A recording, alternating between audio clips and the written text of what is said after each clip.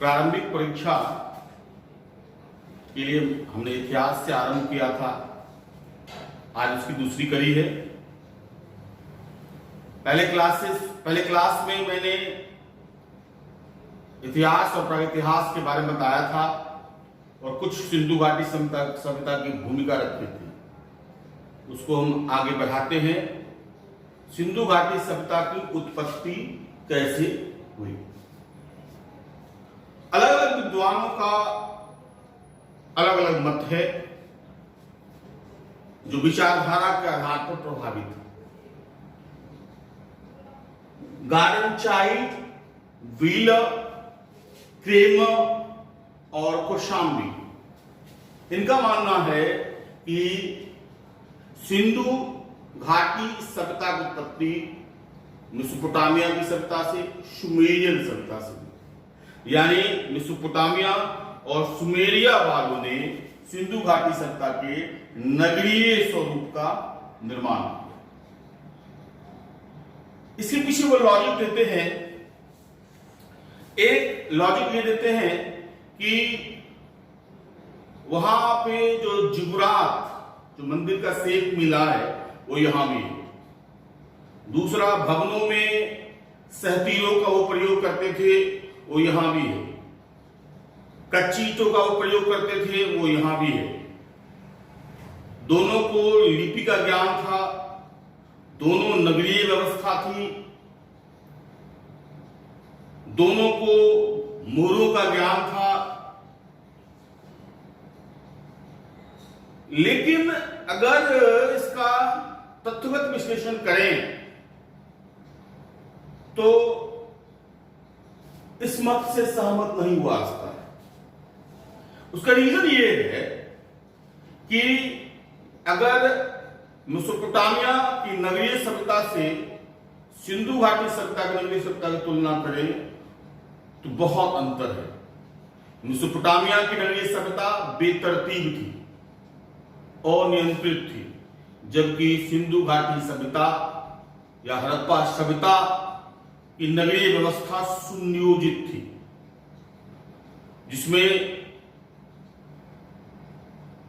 नगरों का जाल बिछा हुआ था, प्लान वे में। अगर आप गौर करेंगे तो मनावली में शतरंज के आकार का था, बाकी सभी जगह लगभग जालनुमा शेप था। इसके अलावा कई नगर किलेबंद थे, कुछ किलेबंद नहीं भी थे, कुछ तीन पार्ट में, जैसे धौलावीरा 3 पार्ट में बटा हुआ है। एक सुदृढ़ जल निकासी व्यवस्था थी, धौलावीरा से सबसे प्रमाण है। सड़क के दोनों किनारों पे से बीच से नालियां निकलती थी और वो सिलवट्टे से ढका होता था। यानी उस समय पर्यावरण के अनुकूल परिस्थिति निर्मित की गई। दोनों तरफ शिलाओं के ऊंचे ऊंचे चबूतरे बने हुए थे, जिस पर व्यापारी व्यापार करते थे। ऐसी सुनियोजित व्यवस्था साम्राज्यवादी इतिहासकारों का ही मानना है कि 18वीं शताब्दी में लंदन और पेरिस में भी नहीं थी, और आज भी विश्व और भारत के कई शहरों में वैसी सुनियोजित व्यवस्था नहीं थी, जबकि मेसोपोटामिया की नगरीय व्यवस्था कहीं से भी सुनियोजित नहीं थी। दूसरा, लिपि का ज्ञान था दोनों को, लेकिन अगर उन्होंने उपनिवेश बनाया होता, उन्होंने निर्माण किया होता, तो वो हम पे अपनी लिपि थोप जाते। जैसे अंग्रेजों ने हमें उपनिवेश बनाया था, तो वो हम पे अंग्रेजी लिपि थोप गए, अंग्रेजी भाषा थोप गए, रोमन लिपि थोप। लेकिन अगर मेसोपोटामिया की लिपि देखेंगे तो फिलाक्षर लिपि, उसमें 900 लिपि चिन्ह है। और अगर सिंधु घाटी सभ्यता की लिपि के संदर्भ में देखेंगे तो वो भाव चित्रात्मक लिपि थी। और मूल लिपि चिन्ह सिर्फ 64, वैसे 400 चित्राक्षर मिले। तो वहां भी अंतर है। अगर मुहरों का हम संदर्भ देखें तो मुहरे सिंधु घाटी सप्ताह में वर्गाकार चौकोर ज्यादा थे, जबकि मेसोपोटामिया में बेलनाकार। यहां एक सुनियोजित बाट प्रणाली थी, 1 2 4 8 16 32 बिंदु, वहां वो नहीं थी। इसके अलावा मेसोपोटामिया में पुरोहितों का वर्चस्व था, लेकिन सिंधु घाटी में सप्ताह में आप नहीं कह सकते हैं कि पुरोहितों का वर्चस्व था। अतः इस मत से सहमत नहीं हुआ। दूसरा मत है कि सिंधु घाटी सभ्यता द्रविड़ों के द्वारा स्थापित की गई, लेकिन और उसके पीछे लॉजिक देते हैं कि भाषा विज्ञान सुनीति कुमार चटर्जी भाषा विज्ञान के आधार पर समानता दर्शाते हैं।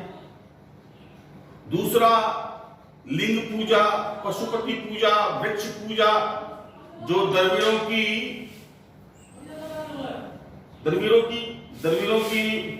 पूजा की पद्धति है, उसका स्वरूप यहां देखने को मिलता है। दूसरी चीज, अगर आप ध्यान देंगे तो अगर द्रविड़ों सिंधु घाटी सभ्यता की प्रजातीय विशेषता अगर देखेंगे तो सबसे ज्यादा जो अस्थि अवशेष मिले हैं, अस्थि पंजर मिले हैं, उसमें भूमध्य सागरीय लोग ही थे जो द्रविड़। तो इस आधार पर कहा जाता है। लेकिन दो कारण ऐसा है जिसके आधार पर इस मत से भी सहमत नहीं हुआ जाता है। पहला ये कि इसके पुरातात्विक साक्ष्य नहीं मिले, और दूसरा यह कि यह जो द्रविड़ जो सभ्यता थी वो ग्रामीण सभ्यता थी, जबकि सिंधु घाटी सभ्यता नगरीय सभ्यता। तीसरा मत आर्यों का, कि आर्यों ने सिंधु घाटी सभ्यता की कुशालकर, रामचंद्र राव, लक्ष्मण स्वरूप, उसके बाद एक राजा राम थे जिन्होंने कहा कि आर्यों ने उत्पत्ति की। और समानता के संदर्भ में राजा राम ने कहा कि घोड़े के अस्थि अवशेष, दांतों के अस्थि अवशेष, इस सुरकोटला में घोड़े के अवशेष, दांत के रनिघुंडई में दांत के अवशेष, और घोड़ा आर्यों का प्रिय पशु, तो वो चीज वो समानता दिखाते हैं। दूसरा, अग्नि की पूजा, हवन वेदिकाएं आर्यों की मुख्य पूजा पद्धति हुआ करती थी, जिसके प्रमाण कालीबंगन, बनावली और लोथल तीनों जगह देखने को मिलता है। ये समानता दिखाते हैं। तीसरा, जितने भी आर्य सभ्यता का जहां निवास हुआ सप्तसंग प्रदेश, वो जो 7 नदियों की जो चर्चा है, उन्हीं नदियों के किनारे और उसके आसपास भी सिंधु घाटी सभ्यता की उत्पत्ति। लेकिन वर्तमान में यह सिद्ध हो चुका है कि आर्य भारत में 1500 बीसी के आसपास आए थे। ये दक्षिण रूस, बैक्टीरिया, हंगरी, दिनीन नदी के किनारे से मध्य आए और मध्य एशिया से फिर यहां 1500 बीसी। तो अगर 1500 बीसी में आए और कार्यतक 1750 तक कार्बन डेटिंग की मानेंगे तो 1750 तक सिंधु घाटी सभ्यता खत्म हो चुका। और दूसरा इसका और एक महत्वपूर्ण कारण है कि आर्यों की जो सभ्यता है वो ग्रामीण सभ्यता और ये नगरीय सभ्यता। सबसे महत्वपूर्ण जहां पे आप अकाट्य बना सकते हैं इसको, वो यह है कि आर्यों को लिपि का ज्ञान नहीं था, जबकि संध्यावासियों को लिपि का ज्ञान था। इसलिए इस मत से भी सहमत नहीं हुआ। अमलानंद घोष ने सोती संस्कृति, ये सोती जो क्षेत्र है बीकानेर के आसपास में है, उनका कहना है सोती के आसपास में, जो कालीबंगन के आसपास में स्थानीय अधिशेष के उत्पादन से सिंधु घाटी सभ्यता की उत्पत्ति हुई। सोती इसी तरह कंसेप्ट ईरानी बलूची संस्कृति का है। फेयर सर्विस, रोमिला थापर और ऑल्चिन ने दिया है कि सिंधु घाटी सभ्यता की उत्पत्ति स्थानीय अधिशेष का परिणाम है। फेयर सर्विस ने इसको बहुत डिटेल रिसर्च किया है और उन्होंने कहा कि 6000 बीसी से आदिम ग्रामीण समाज, फिर 3500 से 27 तक विकसित ग्रामीण समाज, फिर कस्बाई समाज और फिर चरमोत्कर्ष। तो 26 से लगभग 1800 तक चरमोत्कर्ष का काल रहा, उसके बाद का पतन हुआ है। उसमें जाट, क्वेटा, नाग, किली मोहम्मद, अमरी, इन क्षेत्रों में वो स्थानीय अधिशेष के परिणाम को देखते हैं। अगर आप गौर करेंगे तो इन क्षेत्रों में अगर आप मुहरों को छोड़ दें तो सैंधव व्यवस्था की सारी चीज वहां मिलती है, जो उसके आरंभिक उत्थान के संदर्भ में घोषित करता है। वैसे भी किसी भी नगरीय सभ्यता का उत्थान होता है वह नदियों के किनारे होता हुआ है और वह स्थानीय अधिशेष यानी नगर, अगर आप गौर करेंगे तो अगर ये मान लीजिए नदी हुई और दोनों किनारा हुआ, तो नदी में ये जो उर्वर क्षेत्र है वहां सरप्लस प्रोडक्शन हुआ। तो जैसे यहाँ कुछ प्रोडक्शन हुआ, फिर यहाँ कुछ प्रोडक्शन हुआ, यहाँ कुछ प्रोडक्शन हुआ है, तो हुआ, ये सब एक जगह कंसंट्रेट करते हैं, ये जाकर के कंसंट्रेट करते हैं। अब यहाँ पे यहाँ कुछ सामान यहाँ कुछ सामान यहाँ कुछ सामान यहाँ कुछ सामान यहाँ कुछ सामान यहाँ, और ये बार्टर सिस्टम के हिसाब से होता है, वस्तु की अदला बदली होती है। लेकिन जब अगर यहाँ पे सामान इन लोगों से सरप्लस हो जाएगा तो फिर वो विदेशी व्यापार का काम होता है। तो जब आंतरिक व्यापार और विदेशी व्यापार बढ़ जाता है तो नगरों का उत्थान होता है, जो इन क्षेत्रों के स्थानीय अधिशेष के उत्पादन से हुआ है। ईरान बलूची संस्कृति को अगर आप परीक्षा में उत्पत्ति पूछा जाएगा, अगर इंडिविजुअली पूछा जाएगा सोती संस्कृति क्या है ये या ये, तो ठीक है, नहीं तो अगर आंसर हो जाएगा सिंधु घाटी सभ्यता की उत्पत्ति का प्रमाणिक कारण क्या है, तो ईरानी बलूची संस्कृति, अगर वो ऑप्शन में होगा, नहीं तो उसका ऑप्शन होगा स्थानीय अधिशेष की उत्पत्ति का परिणाम। ये आपका इसका आंसर होना चाहिए। अब हम इसके आगे बढ़ते हैं, पढ़ेंगे सिंधु घाटी सभ्यता की लिपि पर हम चर्चा करेंगे। यह लिपि भाव चित्रात्मक थी और ब्रिस्टोफेलन प्रकार की थी। इसमें राइट टू लेफ्ट लिखा जाता था, जो आधुनिक खरोष्ठी लिपि से मिलता जुलता है। जो लिपि वो चित्राक्षर पर आधारित थी, और मैंने पहले ही बताया कि 64 मूल लिपि चिन्ह हैं और लगभग 400 चित्राक्षर मिले। इसमें सबसे ज्यादा चित्र जो है वो मछली के मिले, और धौलावीरा में एक शिलापट मिला है जिसमें सबसे बड़ा लेख 10 शब्दों का लेख मिला है, जो धौलावीरा का वो सबसे बड़ा लेख मिला है। इसके अलावा अलग विद्वानों ने, क्योंकि इसको पढ़ा नहीं जा सका, हालांकि आई महादेवन ने कहा है कि हमने इसे कंप्यूटर से पढ़ लिया है। हमारे बिहार प्रशासनिक सेवा में जो मुख्य सचिव थे अरुण पाठक, उन्होंने भी कहा कि हमने इसे पढ़ लिया है, लेकिन अभी तक निश्चित नहीं कहा था कि किसी ने पढ़ा है। और इस कारण लिपि कैसी थी इस बारे में भ्रांतियां हैं। लैंडन और हंटर कहते हैं कि इसकी उत्पत्ति ब्रह्मी लिपि से, ब्रह्मी लिपि से समानता बनाते हैं। कैस्केनेमी कहते हैं कि यह द्रविड़ों की लिपि है, द्रविड़ से इसकी समानता दर्शाते हैं, जिसका समर्थन सुनीति कुमार चटर्जी भी करते हैं। इसके अलावा जो है एस.आर. राव कहते हैं यह भारतीय भाषा से जुड़ा हुआ है। तो और रेवरेंड हैरिस वो कहते हैं यह तमिल भाषा से जुड़ा हुआ है। लेकिन क्योंकि यह लिपि अभी तक पढ़ी नहीं जा सकी है, उसकी चित्राक्षरों के आधार पर निर्धारित किया जाता है, तो अनुमान पर ही किया जाता है। लेकिन अगर प्रमाणिक अगर लिपि, क्या आंसर होगा? भाव चित्रात्मक और ब्रुस्टोफेडल। अगर इसमें सेव करा जाएगा तो यह द्रविड़ लिपि से नजदीक होता है।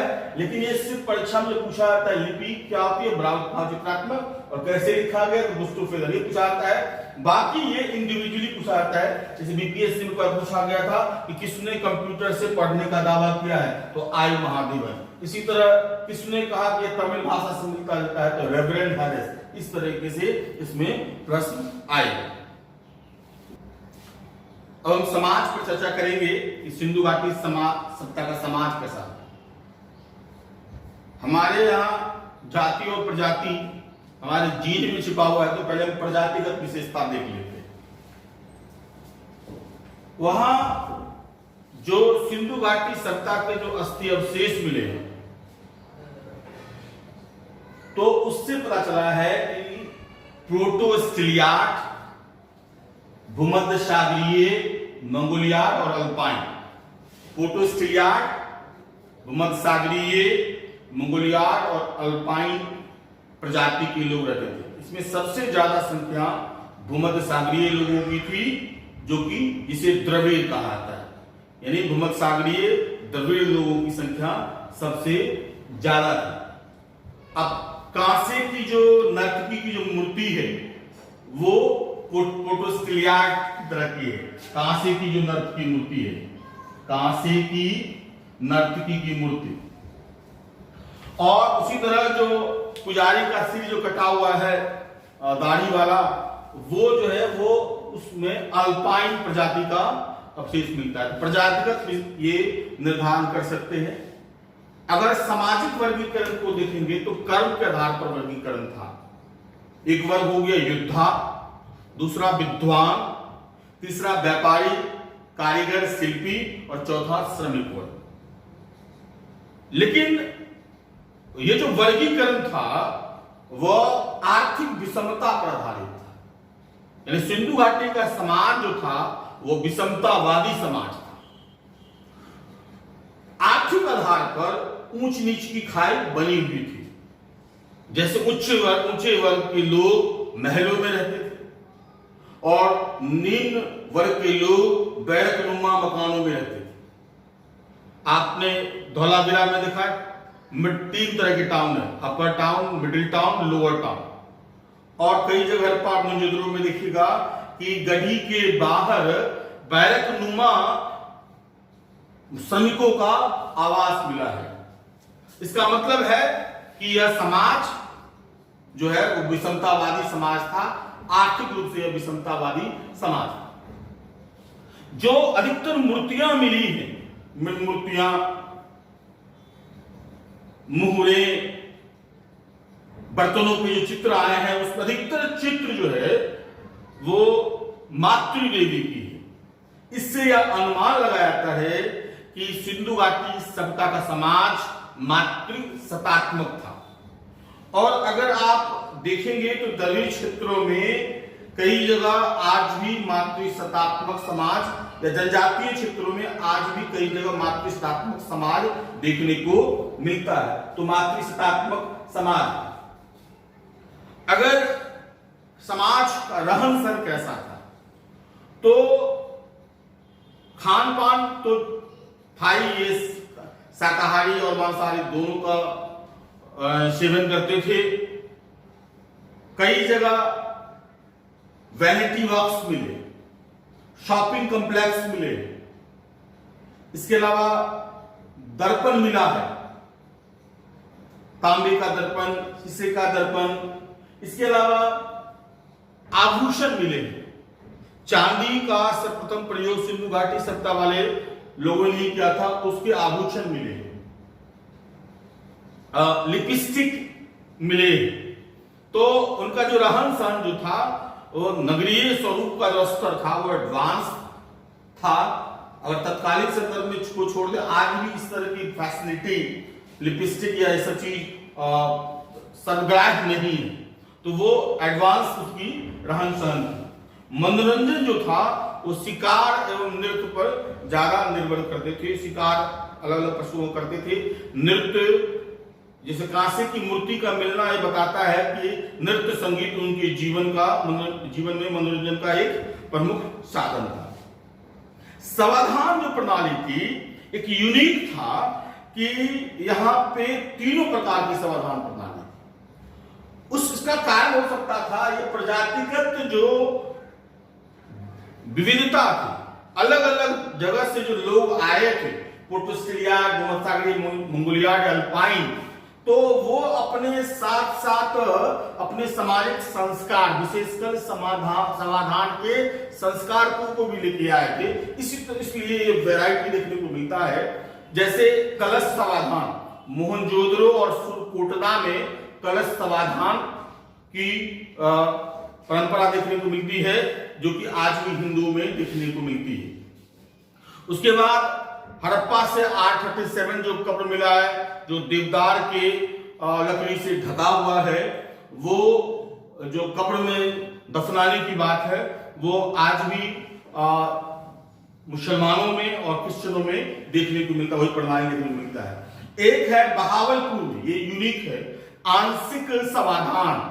ये आंशिक समाधान जो बहावलपुर मिला है, उसमें लगता है कि जो सबको, जैसे पारसियों में शायद होता है कि सबको छोड़ दिया जाता है जंगल में और उसका वो जीव जंतु भक्षण कर लेते हैं, तब उसको दफनाया जाता है।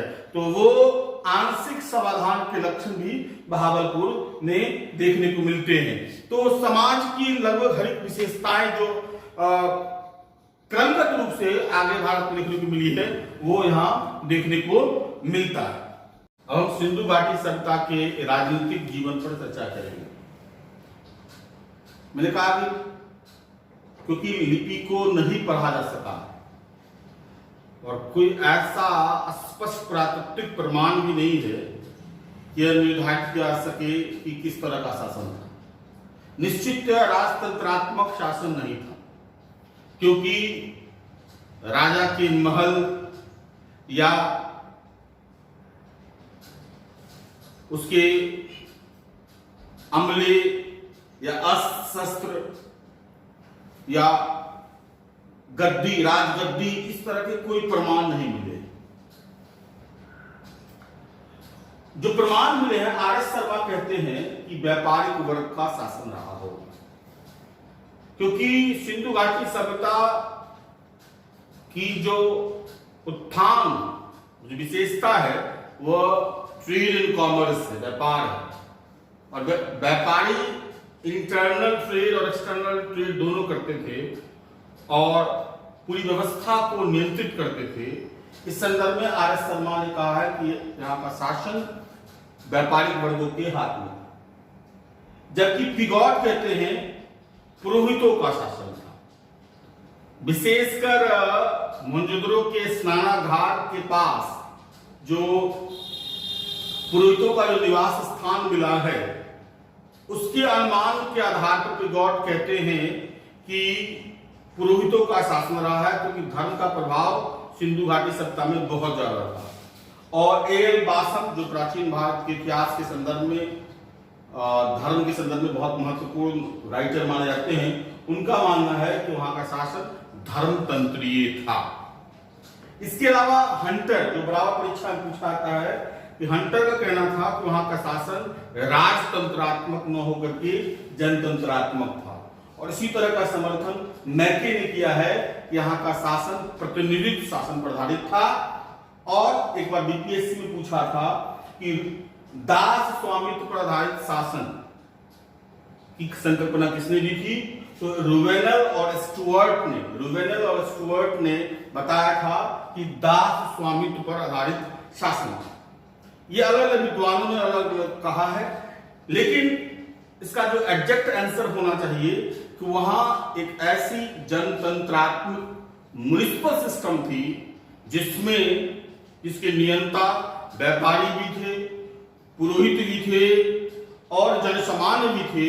वो जनतात्मक व्यवस्था के आधार पर शासन को चला रहे थे, क्योंकि एक्सपेंशन की बात नहीं देखी गई है, अस्त्र की बात नहीं देखी गई है, और इसके बावजूद 12,99,600 स्क्वायर किलोमीटर क्षेत्र पर एक शांति और प्रगतिशील शासन रहा है। उसके पीछे एक जनतंत्रात्मक प्रणाली काम कर रही थी, म्युनिसिपल सिस्टम काम कर रही थी, जो जनतांत्रिक प्रणाली पर आधारित था। तो राजनीतिक जीवन में हम इसका निष्कर्ष ये लिखेंगे कि यह एक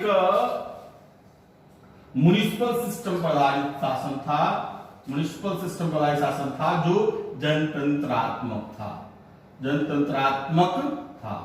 ये इसका आप आंसर इसको डालेंगे, ठीक है। उसके बाद अगर हम चर्चा करेंगे तो सिंधु घाटी की सभ्यता की अर्थव्यवस्था पर हम चर्चा करेंगे कि कैसी अर्थव्यवस्था थी। तो सिंधु घाटी की जो नगरीय उत्थान के पीछे जो मुख्य कारण था वह था इंटरनल और एक्सटर्नल ट्रेड, यानी आंतरिक और विदेशी व्यापार। आंतरिक व्यापार, विदेशी व्यापार में बार्टर सिस्टम की महत्वपूर्ण भूमिका थी। वस्तु विनिमय आदान प्रणाली का उपयोग होता था। अंतरराष्ट्रीय आंतरिक व्यापार में जो है वो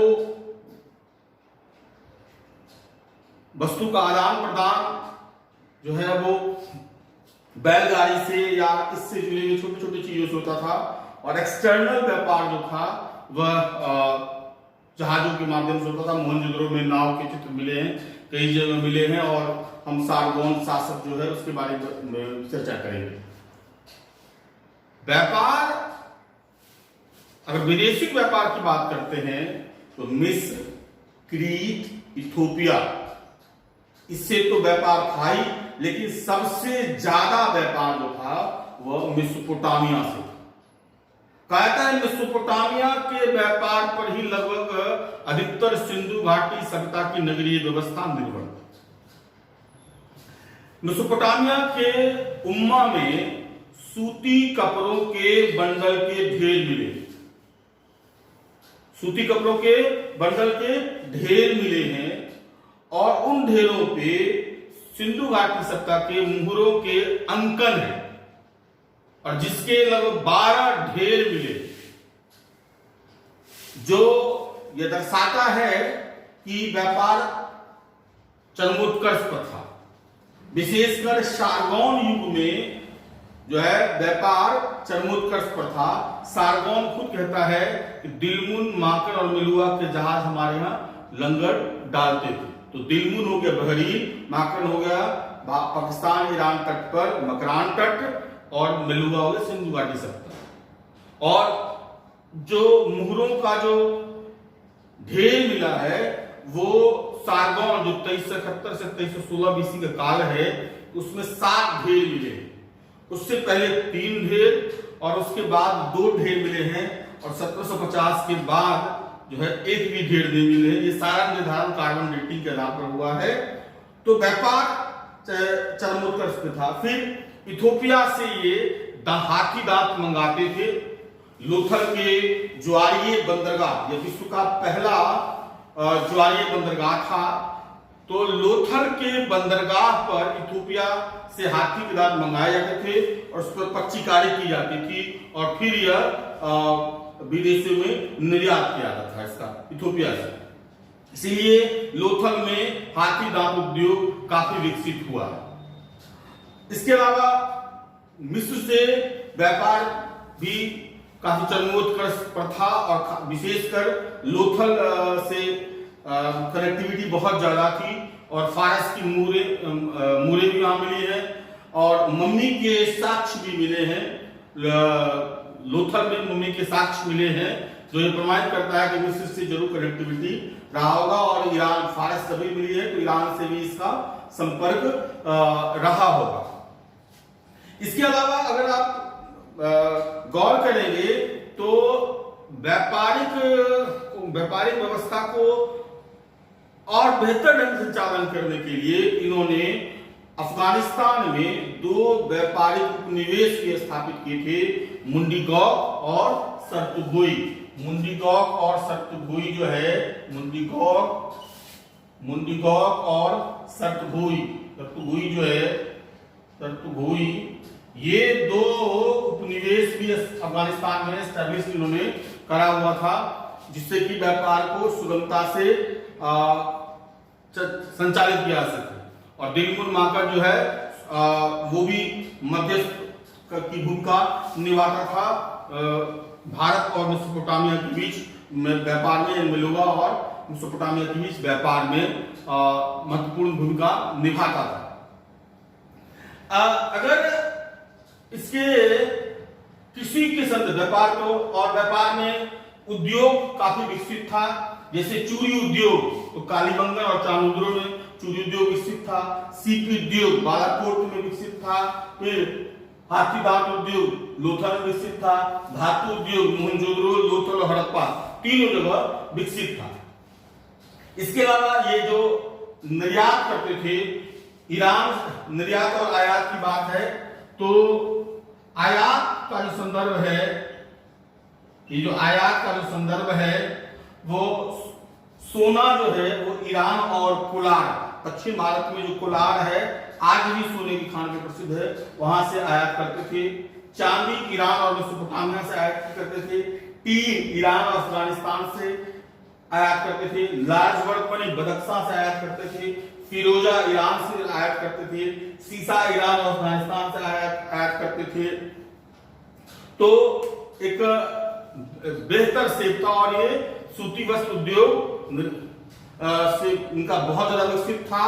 और सूती कपड़ों के बंडल जगह जगह निर्यात करते थे, विशेषकर उम्मा बंदरगाह जो मेसोपोटामिया का है, वहां सूती कपड़ों के बंडल के काफी ढेर मिले हैं, जिसको यूनानी लोग सिंडन कहते थे। भारत को कपास की जननी मानते हैं और उसका नामांकन वो सिंडन से करते हैं।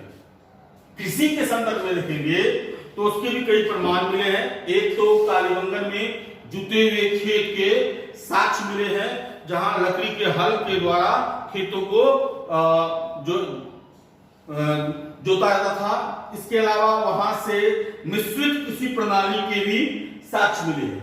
इसके अलावा वनावली से मिट्टी के हल मिले हैं और जौ के उत्पादन के भी साक्ष्य मिले हैं। पशुपालन भी कालीबंगन से ऊंट, सुरकोटदा से घोड़े की हड्डी, रानी गुंदई से घोड़े के दांत की हड्डी ये मिले। तो और इसके अलावा आप, क्योंकि इनके लिए पशुपालन में अगर कह सकते हैं तो सांड एक पवित्र पशु हुआ करता था, तो उसकी वृषभ युक्त जो था तो उसकी वो जरूर करते थे। उसके बाद घड़ियाल की पूजा करते हैं, हम इसको धर्म में देखेंगे। पशुपालन का एक सेट भी इसमें कृषि पशुपालन व्यापार पर आधारित यह इसकी अर्थव्यवस्था काफी सुदृढ़ थी। इसके अलावा बाट प्रणाली थी, व्यवस्थित बाट प्रणाली थी। और बाट प्रणाली 1, 2, 4, 8, 16, 32, 64 के रेशियो में था, जो काफी हजारों वर्षों तक, मैंने काफी वर्षों तक जो है वो बाट प्रणाली भारत की वही रही है, 1, 2, 4, 16, 32, 64। और आज भी बहुत कुछ उसी तरीके से अपनाया जाता था। हम ये कह सकते हैं कि सिंधु घाटी सभ्यता ने जो आर्थिक प्रणाली विकसित की, बहुत सैकड़ों वर्षों तक वही प्रणाली भारतीय अर्थव्यवस्था की आधार बनी, विशेषकर विदेशी व्यापार का आधार बनी। अब हम इस पर चर्चा करेंगे कि धर्म कैसा था। धर्म पर अगर चर्चा करते हैं, धर्म के संदर्भ में देखें तो इनका जो धार्मिक परंपरा था वह अलौकिक था और व्यवहारिक था, अर्थात ये उपयोगितावादी थी। हालांकि ये अंधविश्वास में फंसे हुए थे, अंधविश्वास से इनका जुड़ाव था। कई जगह तावीज मिले हैं, स्वास्तिक के भी चिन्ह मिले हैं, जो दिखाता है कि अंधविश्वास में विश्वास करते थे। दूसरा, ये वृक्षों की पूजा करते थे। पीपल का एक वृक्ष की मूर्ति मिली है जिसमें दर्शाया गया है कि बहुत सारे उसमें मातृदेवी की मूर्ति है और बहुत सारे लोग उसमें सिर झुका के प्रणाम कर रहे हैं पीपल के वृक्ष के पास। तो वृक्ष की पूजा इंपॉर्टेंट है। इसके अलावा एक पृथ्वी से एक योनि की एक मूर्ति मिली है। इसमें योनि से एक पेड़ निकाला गया है और एक किसान उसको सिर झुका करके उसको दिखा रहा था। यह उर्वरता की पूजा, उर्वरता देवी की पूजा के प्रमाण मिले हैं। इसके अलावा पशुओं की पूजा, जैसे मतलब कुंवर वाला सांड सर्वाधिक पूज्य था। बत्तख की पूजा होती थी। घड़ियाल जो है वो नदी के रूप में इसकी पूजा होती थी, नदी के प्रतीक के रूप में। एक पशुपति शिव का चित्र मिला है कि लिंग पूजा के प्रमाण मिले हैं, जिसके चारों तरफ एक चीता है, एक हाथी है, गैंडा है, वृषभ है और उसके नीचे में जो पशुपति का है वो हिरण की छाल है। परीक्षा में कौन कौन होता है? चीता, हाथी, गैंडा और वृषभ। तो ये इसके भी प्रमाण मिले हैं। इसके अलावा एक दाढ़ी युक्त कटा हुआ सिर जो मिला है, उसमें वो उसकी जो प्रतिकृति है वो ऋषभदेव की प्रतिकृति से मिलती जुलती है, जो कि मथुरा संग्रहालय में संग्रहित है। तो अगर धार्मिक स्वरूप को अगर देखेंगे तो ये मूर्ति पूजा के प्रमाण, अगर परीक्षा में पूछा जाए मूर्ति पूजा का प्रमाण भारत में सर्वप्रथम कहां देखने को मिलता है, तो आप दे देंगे आंसर सिंधु घाटी सप्ताह में। मूर्ति पूजा का सबसे बड़ा पहला प्रमाण तो सिंधु घाटी सप्ताह में। हालांकि मंदिर के प्रमाण नहीं मिले हैं, मंदिर के प्रमाण कहीं भी सिंधु घाटी सप्ताह में नहीं मिले हैं, लेकिन मूर्ति पूजा के प्रमाण मिले हैं। इसके बाद एक मोहनजोदड़ो से जो स्नानागार में सामूहिक स्नान की व्यवस्था का पता चलता है, जिसके सटे हुए पुरोहित का भवन था, तो उसमें अगर आप गौर करेंगे तो ये जो आजकल हम कुंभ देखते हैं उसकी प्रतिकृति आप देख सकते हैं। तो सामूहिक स्नान की प्रतिकृति भी वहां पे थी। तो उनका जो धर्म था अलौकिक था, व्यवहारिक था, उपयोगितावादी था। तावी जो स्वास्थ्य उनका विश्वास को दर्शाता है और वृक्ष की पूजा, पशुओं की पूजा से यह दर्शाता है कि प्रकृति से उनका संबंध, रागात्मक संबंध उनका प्रकृति से था और उसकी बहुत सारी परंपराएं जो है वो उसकी निरंतरता आगे चल करके हमारे यहाँ देखने को मिलती है। इसके अलावा अगर हम धर्म के अलावा अगर कुछ देखेंगे तो सिंधु घाटी सप्ताह की नगरीय विशेषता पर थोड़ी चर्चा कर लेंगे, तब हम पतन पर चर्चा करेंगे। नगरीय विशेष सिंधु घाटी सप्ताह की नगरीय विशेषता की चर्चा हमने पहले ही बहुत सारे रेफरेंस में करा है कि साम्राज्यवादी इतिहासकार तक मानते हैं कि 18वीं शताब्दी में लंदन एवं पेरिस में भी उस तरह की नगरीय व्यवस्था नहीं थी, सुदृढ़ नगरीय व्यवस्था थी। हर एक घर से नालियां निकलती थी और साथ में सड़क निकलती थी और गली में जाती थी, फिर मुख्य सड़क में और फिर वो राजधानी की सड़कों से मिल जाती थी। और ये सारा व्यवस्था समकोण प्रकट था और जो सड़कें होती थी वो गलियों की सड़क 3 से 5 मीटर की होती थी और मुख्य सड़क लगभग 9.15 मीटर की सड़क होती थी, यानी लंबी चौड़ी सड़क थी। सड़क के दोनों किनारों पे नालियां होती थी और कहीं कहीं बीच बीच में भी नालियां होती थी और वो सिलवट्टे से ढका होता था, यानी स्लैब से ढका होता था और बीच बीच में मैन होल होता था जहां कूड़े करकट जमा किया जाता। इसके अलावा जगह जगह पे चबूतरे बने हुए थे ऊंचे रोड के किनारे किनारे, जहां पे व्यापारी अपना बैठ करके अपना व्यापार कर सकता था। अगर बनावली को देखेंगे तो बनावली का जो स्ट्रक्चर था वो स्क्वायरिश शेप में था, शतरंज की विसार की तरह का था। बाकी सब जगह जालनुमा था, जिसको ग्रीक पद्धति कहते हैं। ग्रीक पद्धति पर आधारित जो उसकी नगरीय व्यवस्था थी, यानी सारे जो नगर थे वह व्यवस्थित थे। कुछ कुछ नगर जो थे वो किलेबंद होते थे, मुख्य विशिष्ट लोगों के लिए किलेबंदी होती थी और आम लोगों के लिए खुला होता था। और कुछ नगर ऐसे होते थे जो दोनों के लिए किलेबंद होता था, और कुछ नगर ऐसे होते जो तीन तीन पार्ट में बढ़ते, जैसे धौलावीरा 3 पार्ट में बढ़ता है, upper town, middle town, lower town, ठीक है। चांदोद्रो इसकी किलेबंदी नहीं थी, ठीक है, तो कहीं के किलेबंदी के साक्ष्य नहीं भी मिले।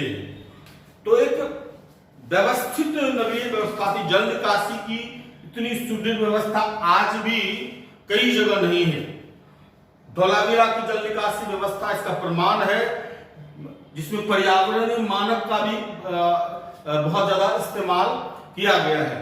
तो अगर उस संदर्भ में देखेंगे तो नगरीय व्यवस्था जो है उनकी सुदृढ़ व्यवस्था थी। और भवन का आक्षेप अगर नगर में देखेंगे तो अन्नागार ये सबसे बड़ा स्ट्रक्चर था। उसके बाद पुरोहित का निवास, स्नानागार, ये सब इन भवनों का निर्माण, जैसे स्नानागार में जिप्सम में बिटुमिनस का लेप लगा करके और उससे पानी निकालने के रास्ता, ये सब जो प्रौद्योगिकी प्रयोग जो था वो दर्शाता है कि उनकी नगरीय व्यवस्था उच्च थी। अब हम दूसरी चीज को देखेंगे, पतन कैसे हुआ। इतना 12,99,600 स्क्वायर किलोमीटर विस्तृत क्षेत्र का पतन कैसे हुआ। पतन के संदर्भ में अलग अलग इतिहासकारों का अलग अलग मत है। साम्राज्यवादी इतिहासकार मार्टिन व्हीलर, गार्डनचाइल्ड, पिगॉट ये कहते हैं कि आर्यों के सामूहिक नरसंहार के कारण सिंधु घाटी सत्ता का पतन हुआ। और मार्टिन व्हीलर कहते हैं इंद्र दोषी ठहरता है। उनका प्रमाण देते हैं कि एक तो आर्यों के सामूहिक नरसंहार के संदर्भ में कि इंद्र को पुरंदर कहा गया है, यानी किलों को तोड़ने वाला। तो किलों को तोड़ने वाला, और इस संदर्भ में बताया जाता है कि इंद्र ने जो किले में रहते थे चंद्रवासी उसका ध्वंस कर दिया। दूसरा वो कहते हैं कि मोहनजोदड़ो में हड्डी के कटे हुए ढेर मिले, लगभग 41 कटा हुआ जो है वहां पे सब मिला है। उसके संदर्भ में कहा है कि हड्डी के मोहनजोदड़ो में हड्डी के ढेर मिले। इसके अलावा नारीमिनी, यतुमिति, इन शब्दों का जैसे योग मोहनजोदड़ो और हड़प्पा के लिए किया गया है कि यहां भी जो है सो नरसंहार के प्रमाण मिले हैं। कभी सीढ़ी पे उसके मिले हैं, कहीं कुएं के अंदर मिले हैं। और तीसरा एक प्रमाण देते हैं, हरिप्रिया शब्द जो है ऋग्वेद में इसकी चर्चा है और जिससे समानता वो स्थापित करते हैं हड़प्पा से। लेकिन अगर तथ्यगत विश्लेषण करें तो यह अप्रमाणिक नजर आता है। एक तो हरिप्रिया को हड़प्पा से मिलाना हास्यास्पद लगता है, क्योंकि जो हड़प्पा जो नाम संदर्भ है वो आधुनिक संदर्भ में दिया गया है। हरिप्रिया ऋग्वेद में अगर हड़प्पा शब्द भी होता तो मान लिया जाता। उसके अलावा इंद्र जो है पुरंदर यानी किलों को तोड़ने वाला, तो अगर उस संदर्भ को लिया जाता है तो ऐसा एकदम प्रमाणित हो चुका है कि आर्य यहाँ 1500 BC में आए थे और 1750 BC तक सिंधु घाटी सत्ता का पतन हो चुका था। तो फिर आर्य कैसे उसका नुकसान करते थे। लेकिन सबसे जो अप्रमाणिक उनकी जो ये है वो देखिए, मोहनजोदड़ो के जो हड्डी के जो ढेर मिले हैं उसका रशिया के वैज्ञानिक KUR केनेडी ने रिसर्च किया और उस रिसर्च के बाद के पता लगाया कि नहीं, ये जो हड्डी के ढेर हैं उसमें अधिकतर जो लोग हैं वो महामारी से मरे। इस संदर्भ में अगर आप जॉन मार्शल के कथन को ध्यान देंगे तो जॉन मार्शल का कहना था कि सिंधु घाटी सभ्यता का पतन बाढ़ के कारण हुआ और उन्होंने मोहनजोदड़ो का रेफरेंस दिया और उसका रेफरेंस देते हुए कहा कि बालू के 7 स्तर के ढेर दिए। तो अगर जॉन मार्शल की बात को मानते हैं तो 7 बार निश्चित भयानक बाढ़ आया होगा। तो बाढ़ आने के बाद उसी तरह का एसआर राव डी लोथल, एसआर राव भुगतराव में, मैके लोथल में देखते हैं कि बाढ़ के चिन्ह जो है मिले हैं और बाढ़ के कारण ही पतन हुआ है। वैसे भी प्रमाणिक कारण जो है वो बाढ़ को ही माना जाता है, आंसर आपको बाढ़ का ही देना है। लेकिन अगर उनके कारण को मान लें जॉन मार्शल का, तो एक तो मोहनजोदड़ो में 7 बार भयंकर बाढ़ आया। तो बाढ़ में क्या होता है, कुछ बाढ़ के विप्लव में कुछ दहा करके, बह करके, कट-फट करके मरते हैं, और जब बाढ़ चला जाता है तो बाढ़ अपने साथ महामारी छोड़ जाता है। और इस कारण जो वहां जो हड्डी के जो ढेर मिले हैं उनमें अधिकतर महामारी से मरे हुए हैं, और कटे का निशान भी बहुत हल्का है। तो एक बार बाढ़ आया, लोग महामारी, बाढ़ के बाद आए, महामारी से मरे और उसको दफना दिया।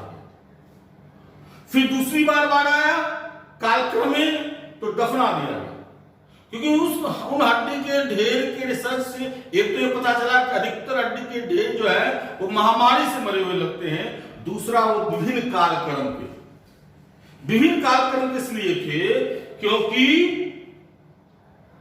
बाढ़ आया, महामारी से मरे, दफना दिया गया। फिर 10 वर्ष के बाद बाढ़ आया, फिर महामारी से दफना दिया गया। फिर कुछ वर्ष के बाद आया, फिर दफना दिया गया। इसीलिए हड्डी के ढेर विभिन्न कालक्रम के थे और अधिकतर महामारी से मरे थे। इसका मतलब है वो सामूहिक नरसंहार की जो अवधारणा है Martin Miller, garden child bigot की, वो गलत है। और वो इसलिए ऐसा देते थे कि वो चाहते थे कि आर्यों और अनार्यों में संघर्ष हो और हमारा राज निष्कंटक चले। तो इस मत से सहमत नहीं हुआ है। दूसरा, मैंने कहा केंद्री ने महामारी से कहा है।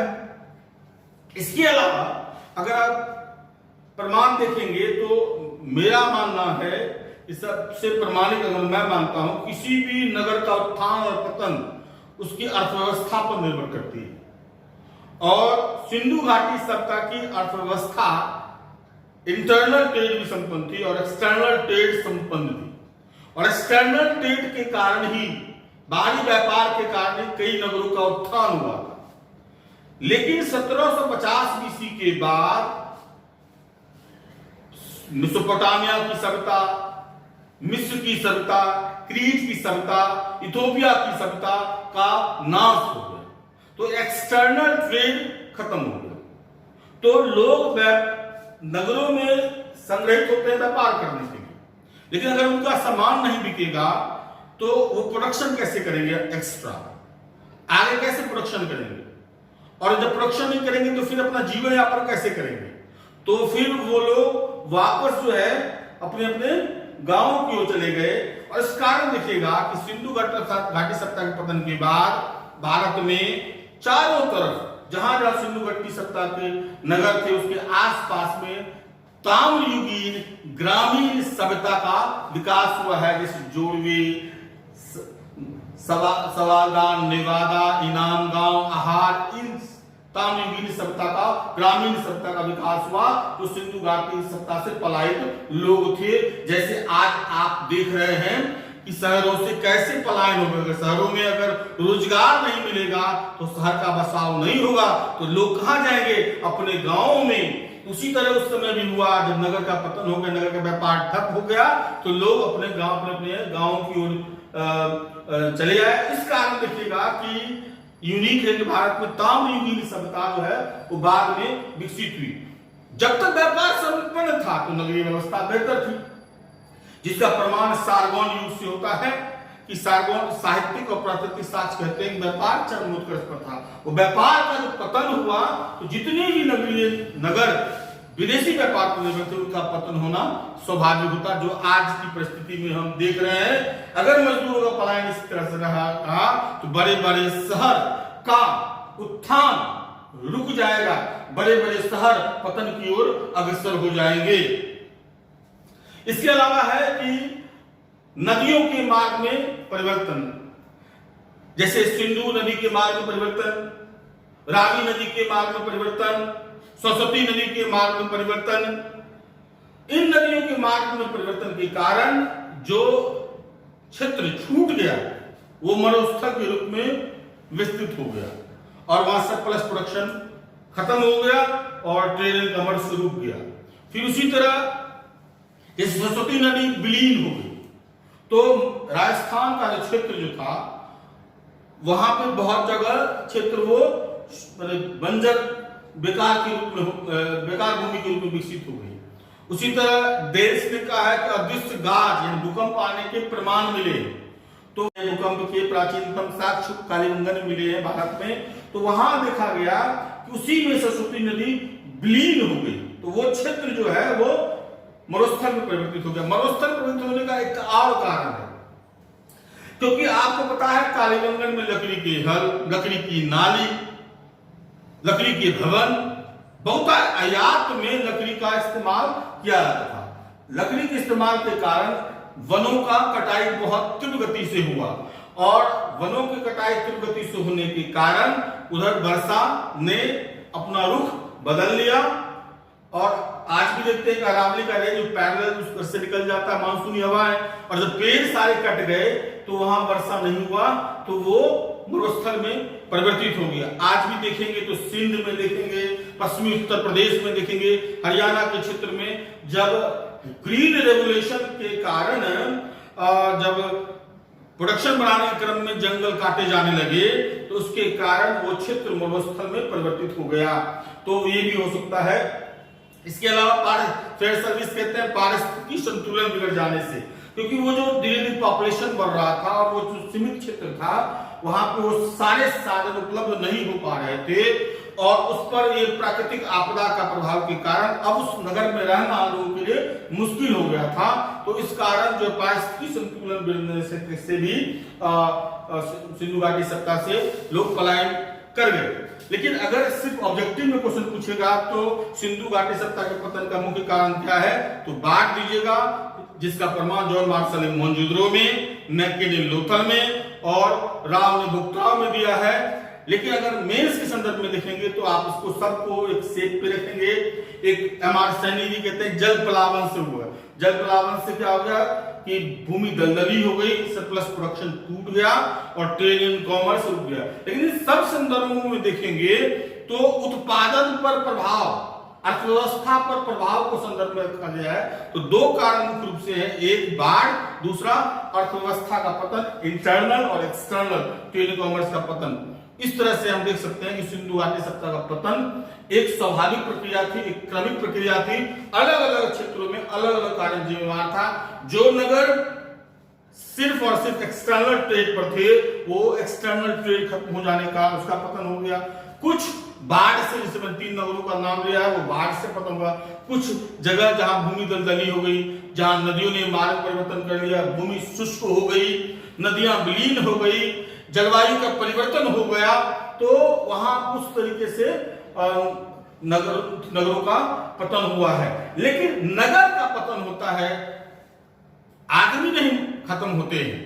नगर, जैसे मैंने कहा कि अगर व्यापार रुक ठप हो जाएगा तो लोग अपने ग्रामीण क्षेत्र की ओर जाएंगे जहां कम से कम पेट भर सके। जैसे आज अब लॉकडाउन में आप देख रहे हैं, उसी तरह सैंडल सत्ता के आसपास में जो ग्रामीण क्षेत्र में लोग पलायन कर गए और वहां पे सैंडवेत्तर हरपत्तर सभ्यता का उत्थान हुआ, जो ग्रामीण सभ्यता थी और जो किसको ताम्रयुगीन सभ्यता हम कहते हैं। धन्यवाद। इस क्लास के साथ हम एक प्रिंटेड नोट्स भी देंगे प्रारंभिक परीक्षा के दृष्टिकोण से, और जब सिंधु और वैदिक चैप्टर खत्म हो जाएगा इसके हम क्वेश्चन भी देंगे, जिससे आप एक तो नोट्स को पढ़ लेंगे और जो क्लास को देख लेंगे। उसके बाद मेरे क्लास को देखने के बाद, नोट्स को पढ़ने के बाद फिर जब मैं टेस्ट दूंगा तो उसको आप गंभीरता से बनाएंगे और जिससे कि आप वो चैप्टर आपका पूरी तरीके से कंप्लीट हो जाएगा। मल्टीपल चॉइस में क्वेश्चन रहेगा और उससे संबंधित कोई समस्या होगा तो आप संपर्क करेंगे।